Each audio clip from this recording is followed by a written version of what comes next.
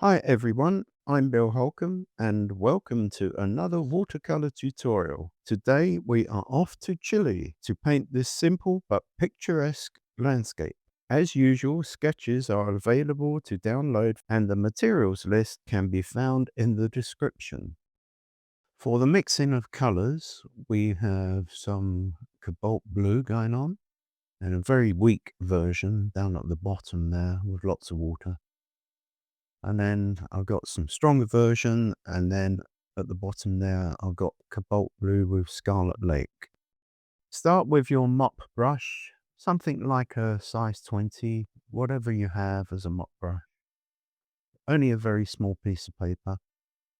Um, Clear water over the sky, but because this is snow-capped, dormant, hopefully volcano, there will be snow at the top. So I therefore leave some of the white paper without any water on it at the very top. Then I've gone to something like a number 12 brush, just finishing off with that clear water, making sure I've got it in the right places, neatening up. This is one of the techniques I like to use for skies and backgrounds.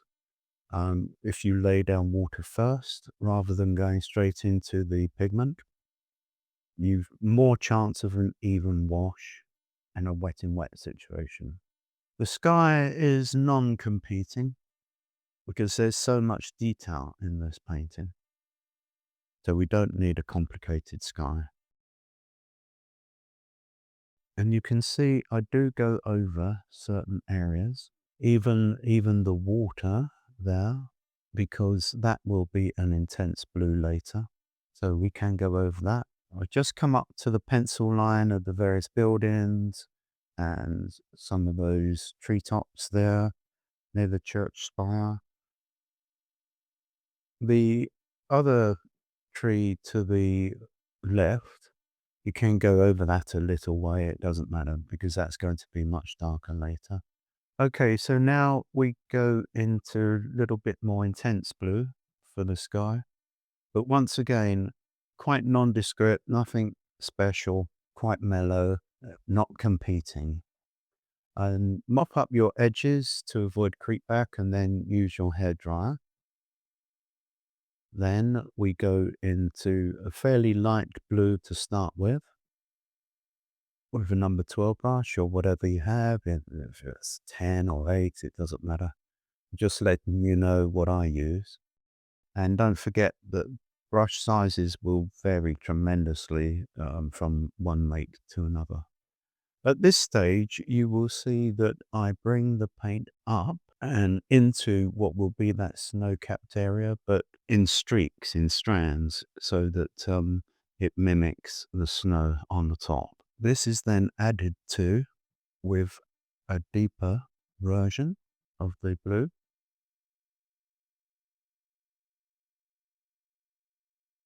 Still wet in wet, so that is soaking into the underpainting that we did.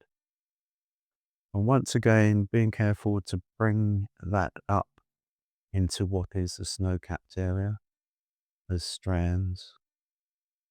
You'll want, whichever size of brush you do choose to use, you'll want the point to be quite nice, well formed, not blunted, because you'll want a few fine lines.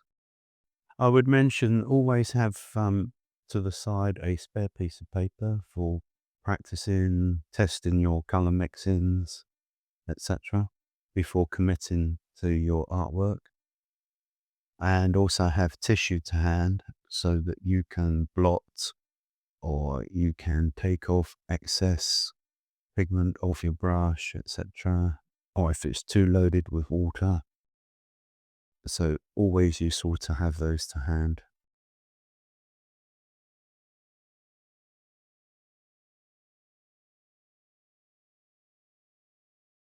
And I'm adding some Scarlet Lake there with the Cobalt Blue so that I can darken up the base some more.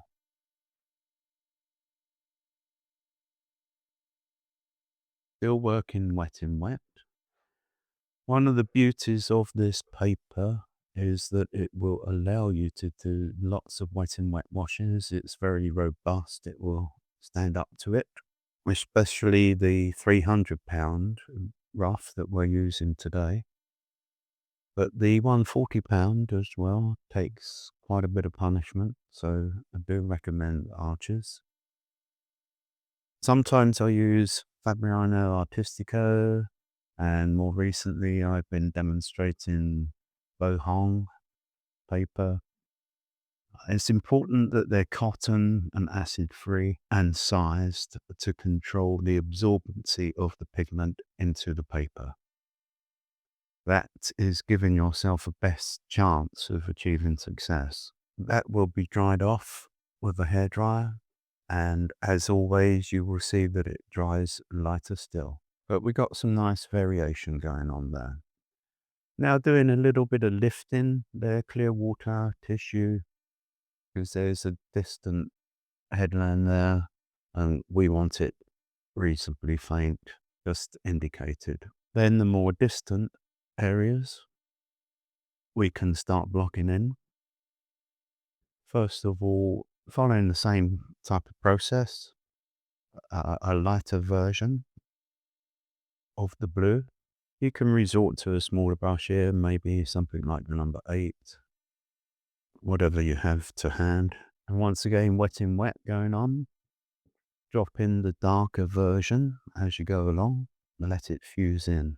And if you need it darker still, you can drop some of that Cobalt Blue and Scarlet Lake together. And then as you see, I lay it down on the top of that ridge and let it slowly fuse in. So it's darker at the top and it gets lighter and lighter, sort of misty effect. And then the nearest area we'll do last. That will be the most intense because it's close. Lay down some pigment first of all along the top, and then some water on your brush along the bottom to let it fuse in. Don't worry if you go over a little bit on the spire there, because it's going to be an intense orangey red color. So quite a bit of background painting for this one. Then for the water, same principle, start with a lighter version of the blue, go over that left-hand tree, the tops of it. You can even go over some of these on the right-hand side, because they're going to be much more intense later, yellows and blues and so forth.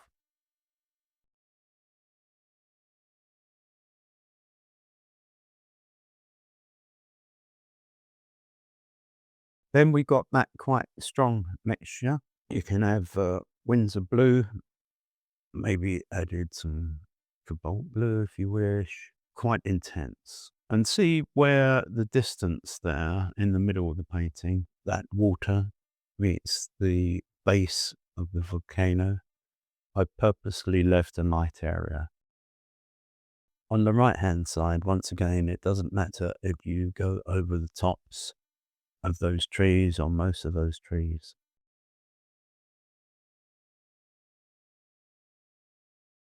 Just neatening up now, here and there. And then dry off with the hairdryer and it's lighter. Then we have some Winsor Yellow together with some Scarlet Lake and Indian Yellow. So quite an intense orange red color.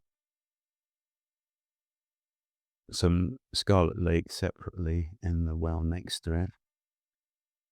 Small brush at this stage. If you got a 4 with a very fine point to it, you could get away with it. If not, drop down to a number 2.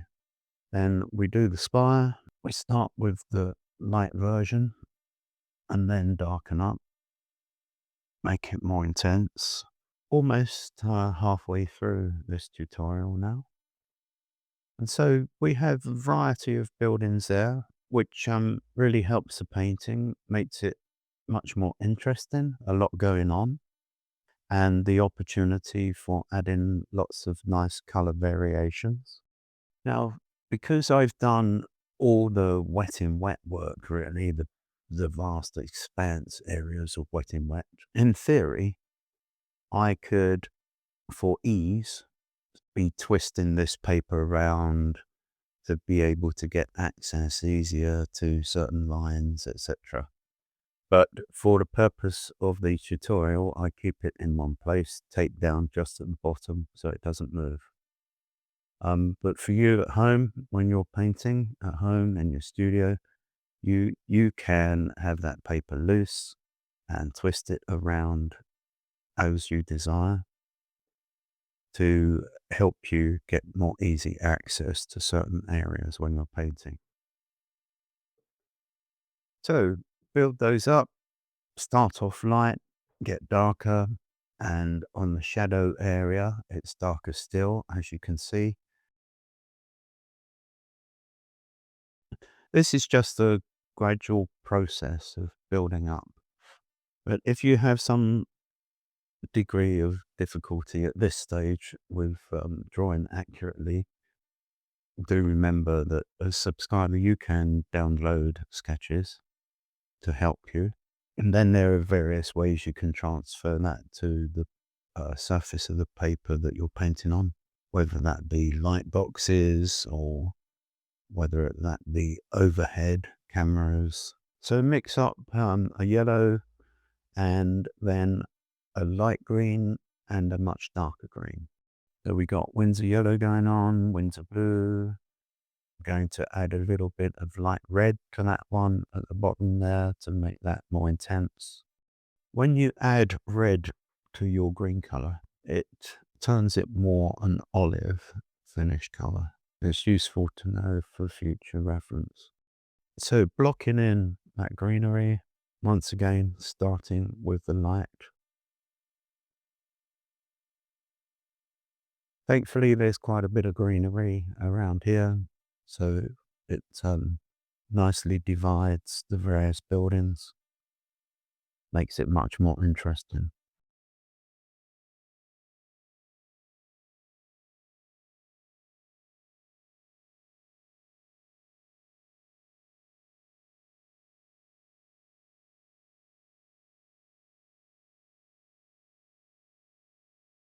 I chose to paint Chile because a lot of my customers are from all over the world, and I've had requests to paint a couple of scenes of Chile. That's why we have this tutorial. So still blocking in.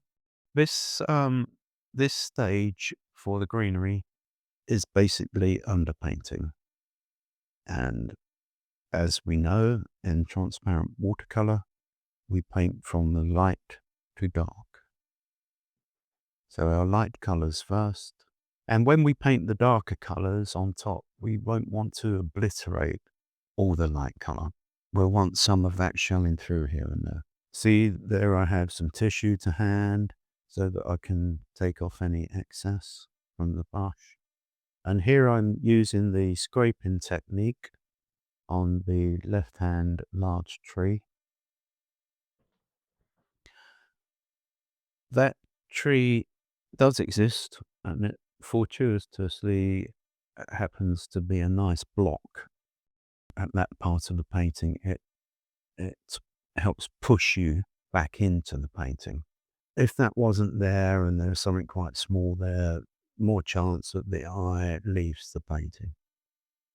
But this pushes you back out. And in fact, because of the shape of the foliage, the strands pointing upwards also point you to the volcano.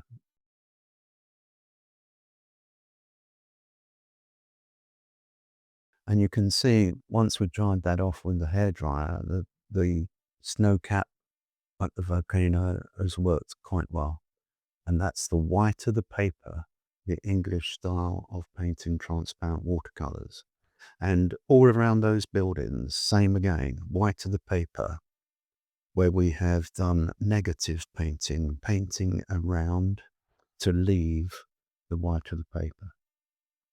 Much more convincing and comfortable to the eye than if we had to resort to using opaque, such as a Chinese white, a gouache, etc., for our whites.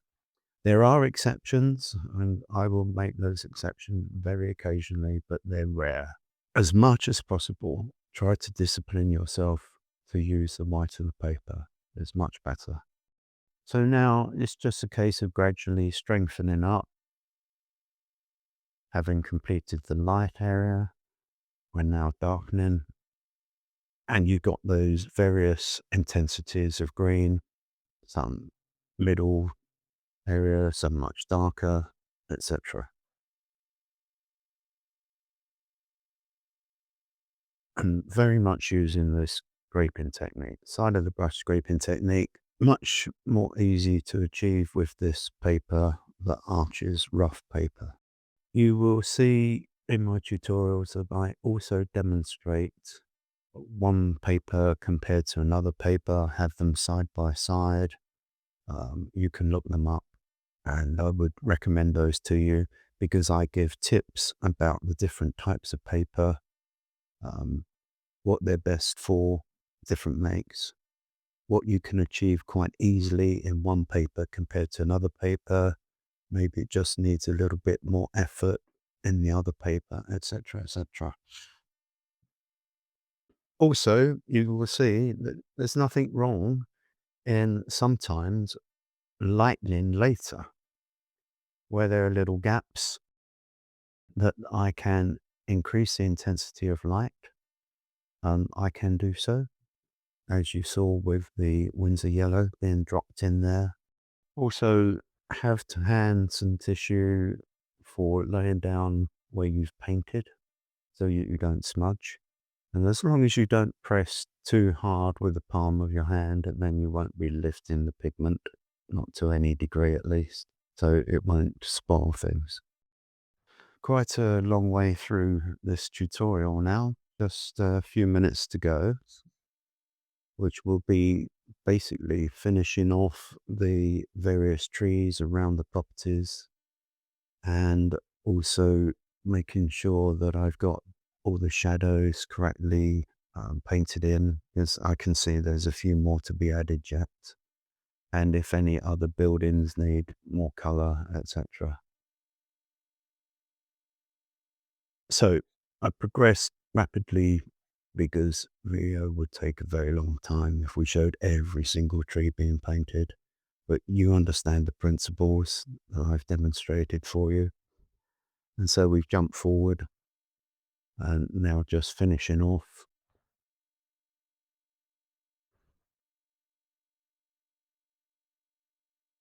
Once again, we had that underpainting of the yellow, and then we've got our light green next, and then we'll end with the darker green. It helps that in the middle there, we've got that different shaped tree with the various strands that help push us up into the painting.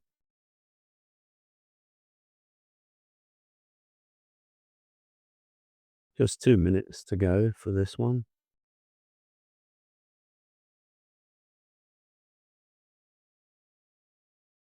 I think the good thing about my tutorials is that you can pause here and there, catch up.